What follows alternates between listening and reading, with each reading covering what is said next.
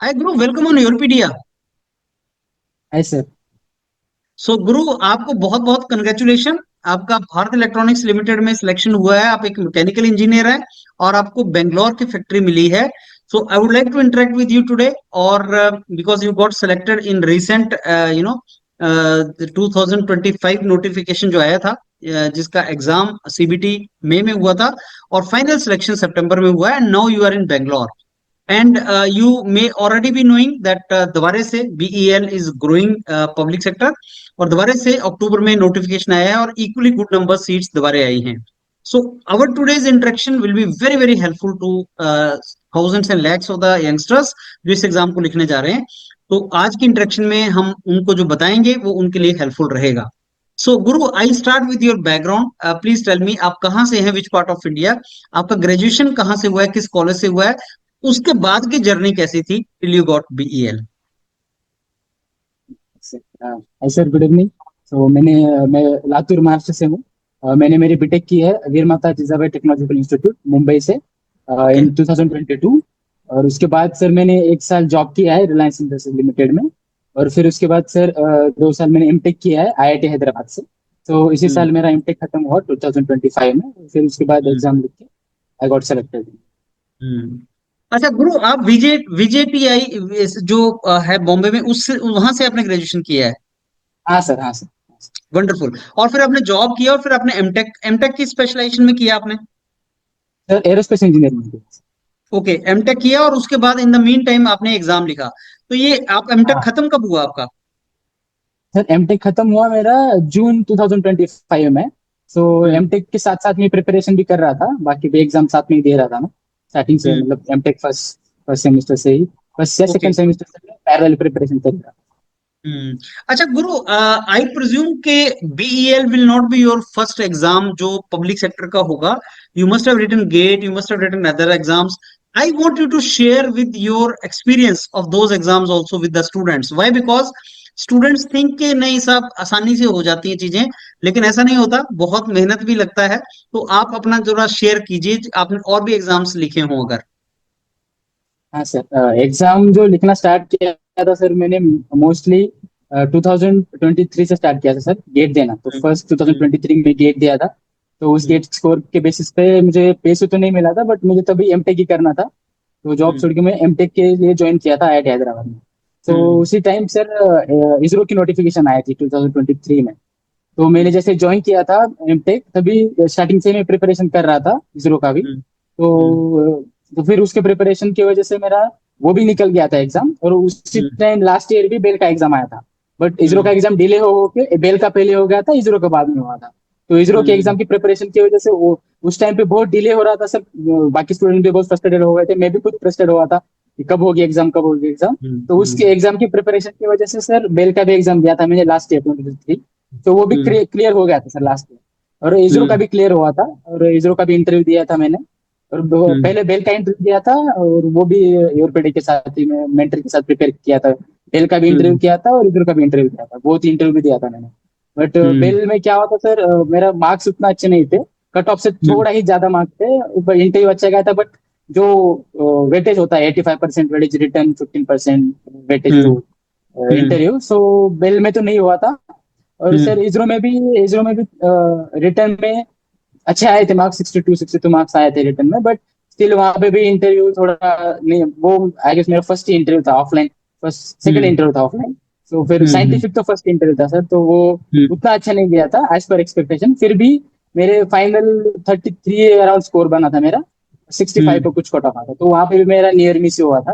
और फिर हम्म। मेरा सर लगभग नियर मिस हो गया। तो एक टाइम आया था कि हर एक एग्जाम दे रहा हूँ, एग्जाम निकल रहा है, इंटरव्यू पे जा रहा हूँ, तो वो लंबी जर्नी होती है सर। एग्जाम देने के बाद, निकलने के बाद, बाद में इंटरव्यू जाना, और फिर उस पॉइंट पे जाके रिजेक्ट होना, वो 2 बार हो चुका था। तो थोड़ा तो डिप्रेस हो गया था सर, क्योंकि वो पैरेलली प्रिपरेशन कर रहा था मैं एमटेक के साथ। फिर उसके Okay. उसकी वजह से एमटेक स्टडी भी थोड़ा हैम्पर हो रहा था। बट फिर हम्म। सब होने के बाद लास्ट सेमेस्टर, जो लास्ट ईयर एमटेक का जो प्रोजेक्ट होता है, तो फिर मैं हम्म। लास्ट एमटेक प्रोजेक्ट पे ही स्टार्ट कर दिया प्रिपेयर करना। बट हम्म। वो ऐसा हुआ कि आज मैं प्रिपेयर कर रहा था बाकी सब एग्जाम, मैं गेट भी कर रहा था, इसरो पीएसयू सब एग्जाम भी प्रिपेयर कर रहा था। उसकी वजह से थोड़ा पॉइंटर में थोड़ा मेरा जो सीजीपीए बनता है एमटेक का, वो थोड़ा अच्छा नहीं बना, इसलिए प्लेसमेंट में थोड़ा नहीं चल रहा था। सो सर एंड आते आते एमटेक खत्म होते होते तक लाइक ऐसा हो गया था कि ना प्राइवेट में जॉब लग रही है ना कोई गवर्नमेंट जॉब, बस एग्जाम निकल रही है पर इंटरव्यू नहीं निकल रहा। तो फिर हम्म एक तो ऐसा बोलते हैं ना कि सर अभी कुछ हो नहीं रहा तो कुछ तो रे ऑफ होप आ जाता है। तो हम्म अचानक से एक बार नोटिफिकेशन आया बेल का, और इस बार सीट्स भी ज्यादा हम्म थी। तो हम्म फिर मैंने एक सोचा कि अब इंटरव्यू तक तो जा रहे हैं बट सेलेक्ट क्यों नहीं हो रहे, ये सोचा मैंने बैठ के। फिर ये हम्म समझा कि रिटर्न में ही कम मार्क्स हो रहे हैं मेरे, इसलिए इंटरव्यू में मतलब इंटरव्यू में अच्छा भी कर रहा हूँ फिर भी कुछ यूज नहीं हो रहा उसका, क्योंकि रिटर्न में हम्म कम मार्क्स आ रहे थे। तो हम्म फिर वो प्रिपरेशन तो था ही, फिर गेट गेट से पहले था, पहले होने वाला था। आई हम्म गेस गेट के बाद होने वाला था, शायद मार्च में कुछ तो होने वाला था बेल का एग्जाम। तो फिर मैं हम्म गेट और बेल का साथ में प्रिपेयर कर रहा था, बट सर डिफरेंस ये था बेल के एग्जाम में, जैसे कि मैंने लास्ट ईयर भी दिया था। तो जैसे कि हम्म अपन गेट के लिए प्रिपेयर करते हैं तो मोस्टली न्यूमेरिकल फोकस प्रिपरेशन करते हैं हम। तो बट हम्म जो बेल या फिर किसी भी पीएसयू, देख मैंने बेल का लिखा था, एचपीसीएल में थोड़ा न्यूमेरिकल होता है, एचपीएसयू का भी हम्म लिखा था। बट ओएनजीसी, हम्म बट जो पीएसयू के एग्जाम होते हैं उसमें टाइम कम होता है, राइट। गेट में ज्यादा हम्म टाइम होता है, पीएसयू के एग्जाम में टाइम कम होता है, तो मोस्टली थियोरेटिकल क्वेश्चन आते हैं। तो जो हम्म गेट तो डीप में करता तो मेरा थियोरेटिकल उतना नहीं बना था, न्यूमेरिकल स्किल था बट थियोरेटिकल हम्म उतना नहीं था।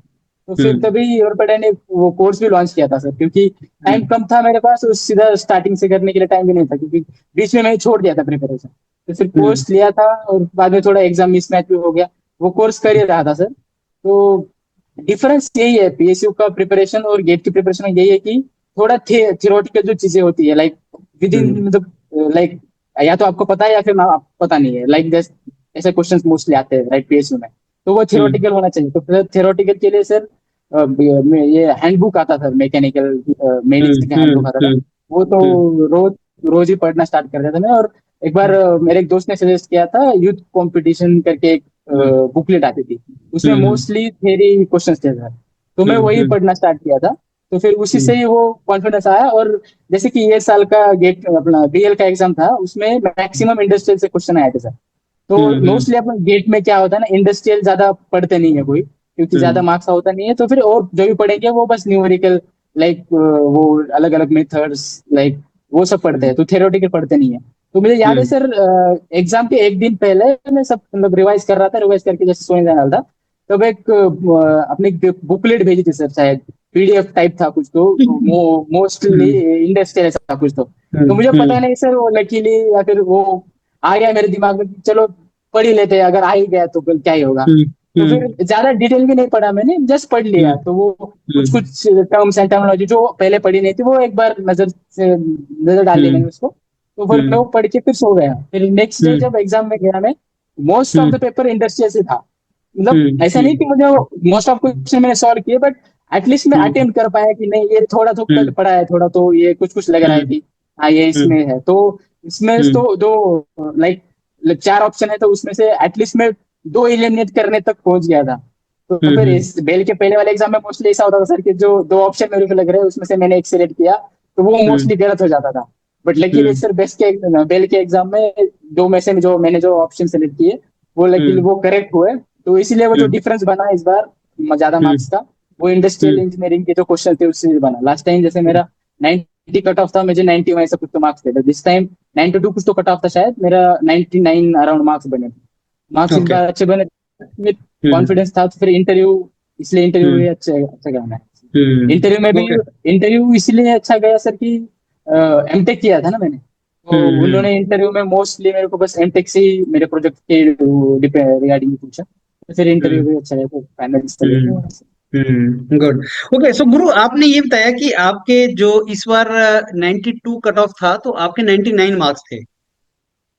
हाँ अराउंड सर 98 99 सर। हाँ, तो इसमें इसमें टेक्निकल और नॉन टेक्निकल का कुछ सेग्रीगेशन आपको याद है कि टेक्निकल में कितने आए होंगे, नॉन टेक्निकल में कितने आए होंगे? हाँ सर। हम्म हाँ सर, इस बार एप्टी जो था आई गेस 25 मार्क्स का एप्टी था। तो सर हाँ लास्ट लास्ट ईयर जो एग्जाम था उसमें क्या किया था उन्होंने, एप्टी जो नॉन टेक्निकल सेक्शन था उसमें हम्म उन्होंने जीके के क्वेश्चन पूछ लिए थे, जनरल नॉलेज टाइप क्वेश्चन पूछ लिए थे। और वो तो हम्म ऐसे थे कि मतलब अभी तुम्हें पता है तो पता है, वरना नहीं पता तो कुछ कर नहीं हाँ सकते। बट ये हम्म बार इस साल क्या हुआ था सर, एप्टी हम्म आ गया था, बहुत आसान आ गया था मुझे तो। एप्टी में आई गेस 25 आउट ऑफ 25 हुई थी। और हम्म मोस्टली जो भी लोग सेलेक्ट हुए हैं यहाँ पे मेरे साथ जो भी है, उनका भी हम्म मोस्टली एप्टी में ही मतलब मोस्टली आउट ऑफ 25, 24, 23, 25 ऐसे ही मार्क्स आए।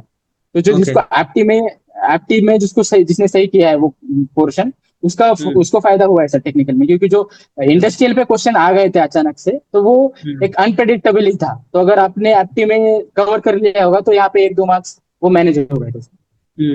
अच्छा, तो कितना टारगेट रखना चाहिए स्टूडेंट्स को, टेक्निकल का और नॉन टेक्निकल का मार्क्स का? सर अगर एप्टी लाइक ऐसा ही आता है राइट, 25 हम्म अराउंड लास्ट लास्ट ईयर जैसा अगर पेपर आता है, तो बेटर कि वहां पे 20+ आप ले लें, राइट, 20+ ले लें। तो जो हम्म यहाँ पे 100 मार्क्स है उसमें, अगर अपन लास्ट ईयर जैसे इस बार भी seats I guess same, more same ही है। सेम है, 109।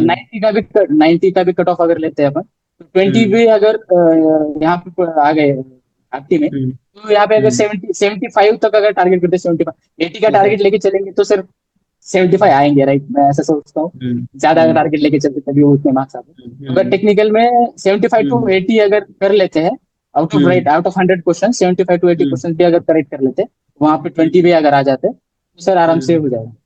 कुछ कट ऑफ से ऐसे कोई पर्टिकुलर सब्जेक्ट्स हैं जो बीईएल के लिए ज्यादा इंपॉर्टेंट है, जैसे industrial production? So are there some subjects? हाँ सर, वो ऐसा है ना कि जैसे अभी पीएसयू का पेपर थोड़ा अनप्रडिक्टेबल हो रहा है सर, क्योंकि वो भी अभी मूव कर रहे हैं। जैसे लास्ट ईयर जो पेपर लिया था 23 में, वो उन्होंने टीसीएस के साथ लिया था शायद। तो उस ओके। टाइम शायद strength of materials, machine design, ऐसे क्वेश्चन ज्यादा आए थे, हम्म राइट, क्योंकि पेपर भी शायद उन्होंने सेट किया होगा वो, but उस टाइम वो ज्यादा था। बट इस हम्म टाइम जो है वो कम्प्लीटली उन्होंने इन हाउस कर दिया, खुद ही पेपर हम्म बना के खुद ही सब हम्म इन हाउस कर दिया, क्योंकि थोड़ा जल्दी उनको खत्म करना था प्रोसेस। तो इस बार हम्म तो सर इंडस्ट्रियल आया था। तो अभी हम्म जैसे मैं जॉब कर रहा हूँ, राइट, तो इम्पोर्टेंट सब्जेक्ट तो इंडस्ट्रियल तो है सर, क्योंकि मैकेनिकल को एट द एंड जो जॉब करना है यहाँ पे, वो like hmm production control, production management type और परचेस लाइक ऐसे जॉब्स करना है। हम्म और दूसरा जो है वो जिसमें मैं हूँ अभी दिया हुआ, तो design hmm design like job है। तो जो डिजाइन के हम्म सब्जेक्ट होते हैं like strength of material, machine design, like hmm ये क्वेश्चंस, ये सब्जेक्ट्स, हम्म और प्लस सर जो इंडस्ट्रियल रिलेटेड सब्जेक्ट्स है, हम्म इंडस्ट्रियल प्लस मैन्युफैक्चरिंग, क्योंकि मैन्युफैक्चरिंग भी यहाँ पे मोस्टली जो हम्म क्वालिटी कंट्रोल होता है मैन्युफैक्चर होता है, वो भी हम्म यहाँ पे मोस्टली यूज होता है मैकेनिकल में। सो ये जो ओके। ये 4 सब्जेक्ट तो सर मस्त है। और जो बाकी प्रोडक्शन, थर्मल इंडस्ट्रियल, फ्लूइड हो गया, डिजाइन। हाँ हाँ, बाकी जो थर्मल फ्लूइड हो गया उसमें बेसिक जो भी हम फॉर्मूले हो गए या फिर जो कंसेप्ट है बेसिक, वो भी अगर हम्म होगा अच्छे से, तो वो भी हम्म होता है, क्योंकि थोड़ा बहुत यहाँ पे ना थर्मल, जैसे मॉडल का थर्मल एनालिसिस भी होता है। जैसे कोई भी हम्म प्रोडक्ट डिजाइन होता है ना, तो हम्म मिलिट्री, एयरफोर्स और बाद में नेवी में हो जाता है, तो अलग अलग कंडीशन उसको बेयर करना पड़ता है, right, hmm minus hmm minus degree temperatures to some 45-50 degree temperature. तो थर्मल हम्म एनालिसिस भी बहुत होता है यहाँ पे। तो फिर थर्मल का हम्म भी एक सब्जेक्ट है, वो इम्पोर्टेंस हो सकता है।